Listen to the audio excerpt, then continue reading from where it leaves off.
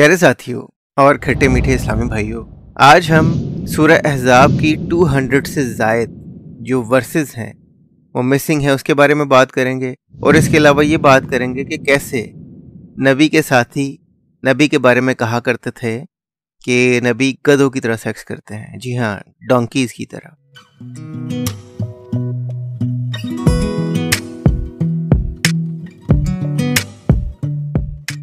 तो प्यारे साथियों, जब कुरान नाजिल हुआ था उस वक़्त सूरह अहज़ाब जो है, जो 33 नंबर चैप्टर है कुरान में, वो बिल्कुल सूरह बकरा की तरह लंबी होती थी। और सूरह बकरा जो है वो कुरान की सबसे लंबी सूरह है। तो सूरह अहज़ाब सूरह बकरा की तरह लंबी थी या उससे भी ज़्यादा लंबी थी, यानी कि ये कुरान की सबसे लंबी सूरत थी सूरह अहज़ाब। लेकिन फिर बाद में ऐसा हुआ कि जब हज़रत उस्मान ने कुरान कंपाइल किया तो उनको काफ़ी सारी जो आयतें थी सूरह अहज़ाब की वो मिली नहीं। लाइक कुछ ऐसे हुफ़ाज़ कराम थे जिन्होंने याद की हुई थी, वो मर गए जंगों में। फिर कुछ ऐसे सहीफ़ों पे कुछ ऐसी चीज़ों पे लिखी हुई थी वर्सेस कि वो गुम गईं। एक जगह हज़रत आयशा बोलती हैं कि कुछ आयतें एक सहीफ़े पे लिखी हुई थी जो बकरी खा गई। तो इस तरह की चीज़ें सूरह अहज़ाब की आयतों के साथ हुईं और सूरह अहज़ाब की बेशुमार जो वर्सेस थीं वो गुम गईं, जो कि 200 या 200 से ज़ायद बनती हैं। अब इस हवाले से डिटेल हमें कहाँ मिलती है? इस हवाले से डिटेल हमें मिलती है तफसीर कुर्तबी में और तफसीर दुर्र मंसूर में। तफसीर कुर्तबी इमाम कुर्तबी की तफसीर है और तफसीर दुर्र मंसूर जो है वो इमाम सयूती की तफसीर है, और दोनों सुन्नी आलिम हैं। अब इस हवाले से सबसे पहले हम तफसीर कुर्तबी से पढ़ेंगे और उसके बाद तफसीर दुर्र मंसूर से पढ़ेंगे कि इनमें क्या क्या डिटेल है। मैं चीदा या इंपॉर्टेंट बातें बताऊंगा। सारी बातें चूंकि दुर्र मंसूर में डिटेल बहुत ज़्यादा है वो नहीं बता सकूंगा इस वीडियो में। फिर आगे बात करते हैं कि मुसलमान उलमा जो हैं वो क्या रीज़न देते हैं उन आयतों के ना होने की। अब ये तफसीर कुर्तबी है आपके सामने और ये सूरह अहज़ाब की डिटेल शुरू हो रही है यहाँ पर। तमाम के कौल के मुताबिक ये सूरत मदनी है। ये सूरत मुनाफिकों जो वो रसूलुल्लाह को अज़ियतें देते, आप पर तान करते और आपके निकाह करने वगैरह के मुतालिक नाजिल हुई। ये 73 आयात हैं। ये सूरह बकरा के बराबर थी। इसमें आयत रजम थी। अब वो बता रहे हैं कि ये सूरत मुनाफिकों के बारे में है और जो नबी पे ताने कसते थे, नबी को गालियां देते थे, अतीतें देते थे, और इसके अलावा आपकी शादी के हवाले से भी ये सूरतें नाजिल हुई। अब इसमें 73 वर्सेस हैं, लेकिन ये सूरत सूरह बकरा के बराबर थी। इसमें आयत रजम थी, यानी कि स्टोनिंग वाली आयत थी, जिसमें अगर शादीशुदा मर्द और औरत अपने हस्बैंड और वाइफ के अलावा सेक्स करें तो उसको जना समझा जाता है, और उसकी सज़ा ये है इस्लाम में कि उनको ज़मीन में गाड़ के स्टोनिंग के ज़रिए से मारा जाता है। इसको रजम कहते हैं। तो जो रजम वाली आयत थी वो भी इस सूरह में थी, लेकिन अब वो कुरान में नहीं है। लेकिन हमें हदीसों में पता चलता है कि रजम वाली आयत, या पुरानी रवायतों से पता चलता है, इसी तरह की इस्लामी किताबों और तफसीरों से, कि वो रजम वाली आयत कुरान का हिस्सा थी जो बाद में गुम गई। अब आगे पढ़ते हैं। हज़रत अबी इब्न काब से अबू बकर अंबारी ने जिक्र किया, अहले इल्म इसे इस पर महमूल करते हैं कि अल्लाह ने सूरह अहज़ाब से बढ़कर अपनी तरफ उठा लिया है, जिस कदर ये हमारे पास मौजूद है। आयत रजम के अल्फाज उठा लिए गए। अब वो बता रहे हैं हज़रत इब्न अबी काब के, जी जो सूरह अहज़ाब हमारे पास रह गई है उसके अलावा जितनी भी सूरह अहज़ाब थी वो अल्लाह ताला ने उठा ली है। और फिर हज़रत आयशा का भी एक कौल यहाँ पर जिक्र किया गया है कि सूरह अहज़ाब नबी के ज़माना में 200 आयात के बराबर थी। जब मसहफ़ की किताबत की गई तो उस पर कुदरत हुई जो इस वक्त मौजूद है। अब वो हज़रत आयशा बता रही हैं कि सूरह अहज़ाब नबी के ज़माना में 200 वर्सेस पर मुश्तमिल थी, लेकिन जब हज़रत उस्मान ने कंपाइल किया या मसहफ़ लिखा गया तो बाकी जो वर्सेस हैं सूरह अहज़ाब की वो मिली नहीं। अब हज़रत अबू बकर जो है वो हज़रत आयशा के इस कौल को जस्टिफाई करने की कोशिश कर रहे हैं। यहाँ पर लिखा हुआ है, अबू बकर ने कहा हज़रत उम्मुल मोमिनीन के कौल का मानी ये है, अल्लाह ताला ने सूरह अहज़ाब से उससे ज़ायद उठा लिया है जितनी इस वक्त हमारे पास मौजूद है। अब हज़रत अबू बकर कह रहे हैं कि आयशा का मतलब ये है कि जितनी हमारे पास सूरह रह गई है उससे बाकी जो वर्सेस थी गुम गई, वो अल्लाह ताला ने उठा ली। अब ये बहाने बना रहे हैं ना, मैं आपको बताता हूँ। तनसीख का भी एक सिलसिलाकार मुसलमानों ने बताया हुआ है, मैं वो भी आपको बताता हूँ वो कितना फजूल और बेवकूफ़ाना है। फिर ये एक और रिवायत बयान कर रहे हैं। ज़र ने रिवायत की है कि हज़रत अबी इब्न काब ने मुझे कहा, तुम सूरह अहज़ाब की कितनी आयात शुमार करते हो? मैंने अर्ज़ किया 73 आयात। कहा, उस ज़ात की कसम जिसके साथ अभी कसम उठाता है, यह सूरह बकरा की मिसल थी या उससे तवील थी। हमने इसमें से आयत रजम की किरात की। हज़रत अबी ने इरादा किया कि ये भी इनमें से है जिसे कुरान से मनसूख कर दिया गया है। अब ज़र रिवायत कर रहा है अबी इब्न काब से कि अबी इब्न काब पूछ रहे हैं ज़र से कि तुम सूरह अहज़ाब में कितनी आयात गिनते हो, कितनी हैं, तुम बता दो नंबर मुझे। तो उसने कहा जी कि 73 हैं। तो अबी ने कहा कि मैं खुदा की कसम उठा के कहता हूँ कि ये सूरह बकरा की तरह लंबी थी या उससे भी ज़्यादा लंबी थी। तो इसमें हमने रजम वाली आयत की जो स्टोनिंग वाली आयत है वो भी हम इसी सूरह में पढ़ते थे और पढ़ा करते थे।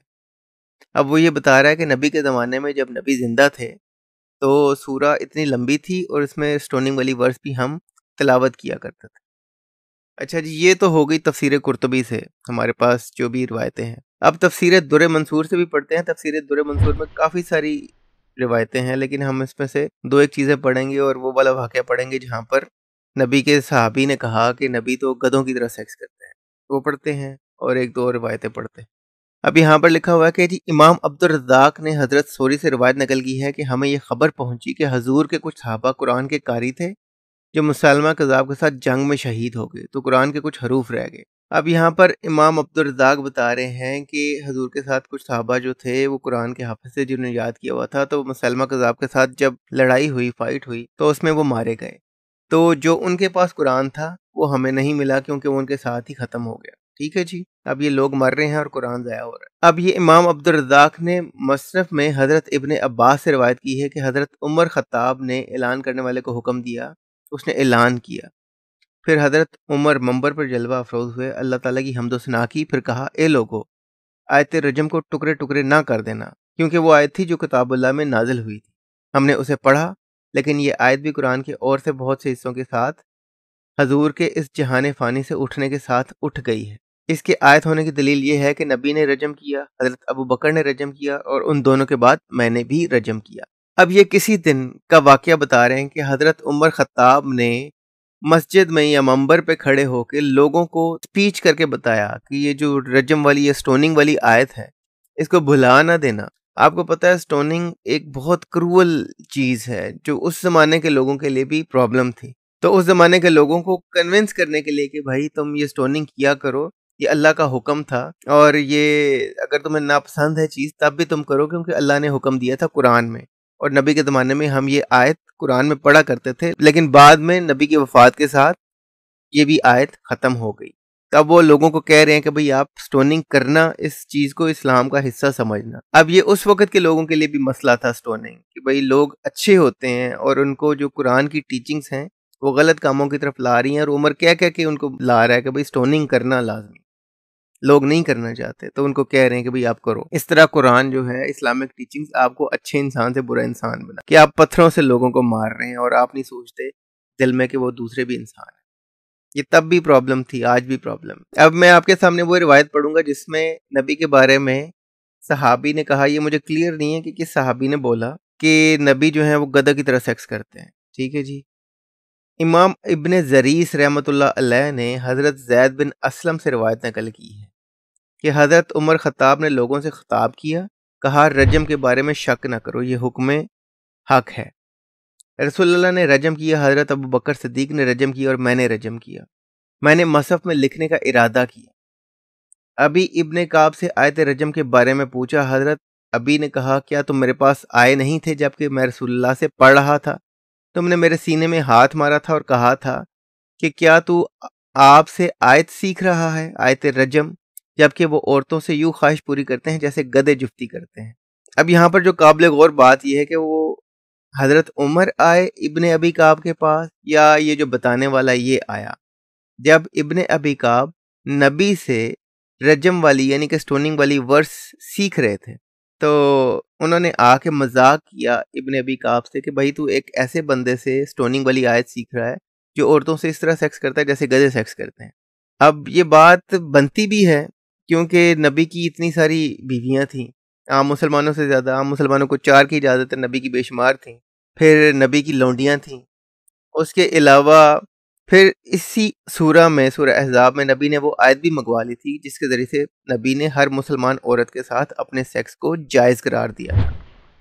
तो अब वो मजाक कर रहा है कि भाई तू नबी से ये आयत सीख रहा है स्टोनिंग वाली, यानी कि जो खुद शादीशुदा होते हुए दूसरी औरतों से इलीगल सेक्स इस तरह से करता है जैसे गधे सेक्स करते हैं, और वही बंदा शादीशुदा मर्दों के दूसरी शादीशुदा औरतों के साथ नाजायज सेक्स की सज़ा पढ़ा रहा है और सिखा रहा है।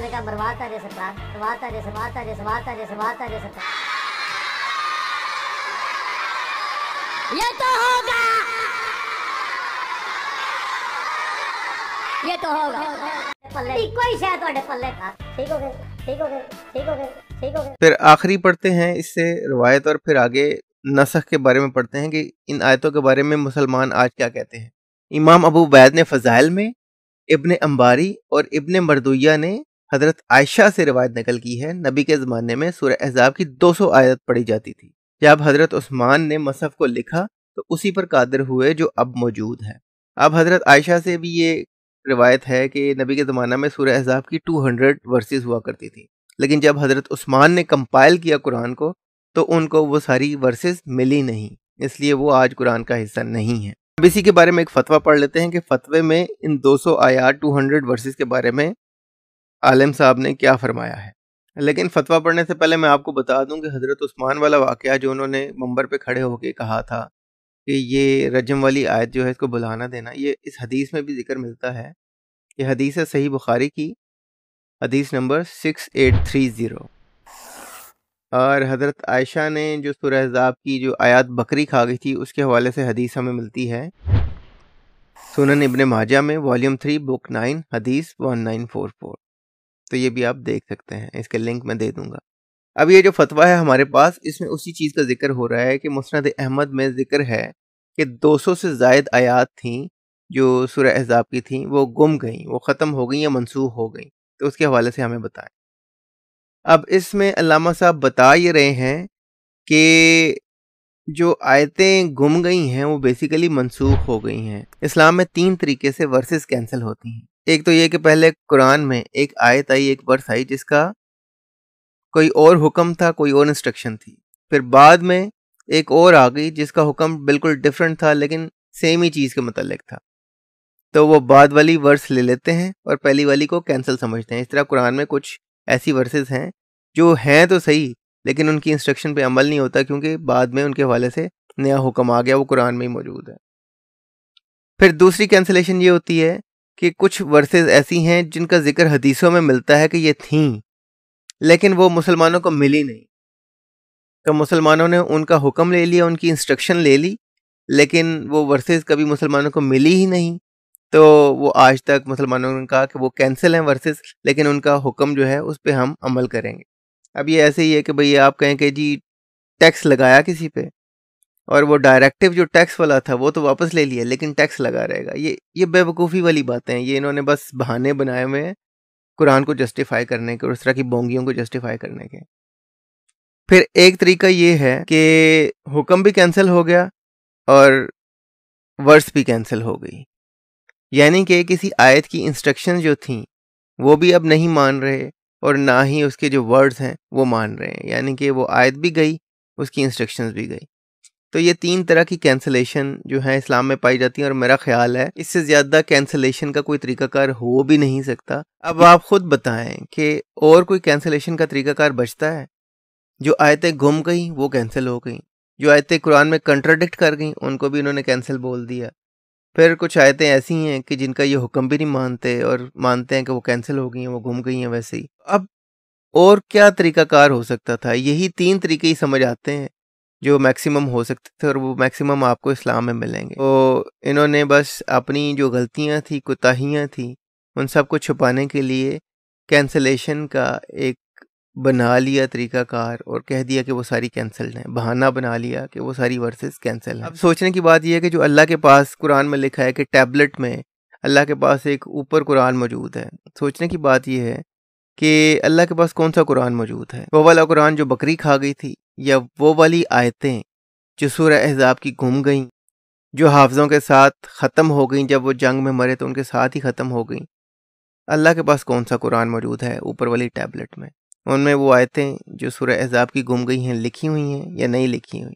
अगर वो आयतें उस कुरान में लिखी हुई हैं और ज़मीन वाले कुरान में नहीं हैं तो इसका मतलब ये है कि ऊपर वाला कुरान और नीचे वाला कुरान डिफरेंट है और अगर वो आयतें वहाँ पर भी अल्लाह के पास जो टैबलेट है उस पर नहीं लिखी हुई, इसका मतलब है अल्लाह की कुछ आयतें ऐसी थीं जो अल्लाह ताला ने बोल के ख़त्म कर दी। अल्लाह ताला के अल्फाज मर कैसे सकते हैं? अल्लाह ताला के बोले हुए अल्फाज गायब कैसे हो सकते हैं? अब ये सोचने की बात है। तो आज के लिए इतना ही। आप मुझे पैट्रियन, पेपॉल पे सपोर्ट कर सकते हैं। आप मुझे मेरे चैनल को ज्वाइन करके भी सपोर्ट कर सकते हैं। Until next time, please try to stay away from Islam. Thank you.